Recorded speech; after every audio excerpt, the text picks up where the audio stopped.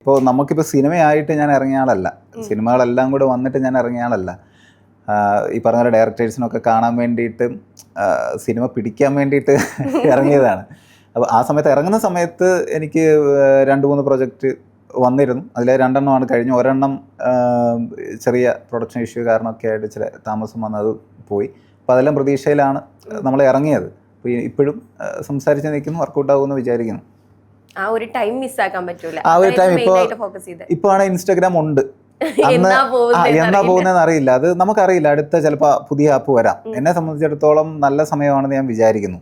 എന്തെങ്കിലും കിട്ടുമെന്നുണ്ടെങ്കിൽ ഇപ്പോഴേ കിട്ടുള്ളൂ. അതും എൻ്റെ മനസ്സിലെ ചിന്തകളാണ് കേട്ടോ. ഓരോരുത്തർക്കും ഓരോ കാഴ്ചപ്പാടുണ്ട്, അതെങ്ങനെയാണെന്നും അറിയില്ല. എൻ്റെ കാഴ്ചപ്പാടിൽ കുഴപ്പമില്ലാത്ത, എന്നെ സംബന്ധിച്ചിടത്തോളം നല്ലൊരു സമയമാണ്. ഇപ്പോൾ ഇറങ്ങിയാൽ എന്തെങ്കിലുമൊക്കെ നടക്കുവാണെങ്കിൽ ഇപ്പോഴേ നടക്കുകയുള്ളൂ. നാളെ നമുക്ക് കിട്ടിയിരിക്കുന്ന റീച്ച് ഉണ്ടാവുമോ, ഇൻസ്റ്റാഗ്രാം ഉണ്ടാവുമോ, വേറെ ഏതെങ്കിലും ആപ്പ് വരുമോ, ഇതൊന്നും നമുക്കറിയത്തില്ല. അപ്പോൾ കുഴപ്പമില്ലാത്തൊരു സമയത്ത് നമ്മൾ ഇറങ്ങി എന്നുള്ളത് മാത്രമേ ഉള്ളൂ.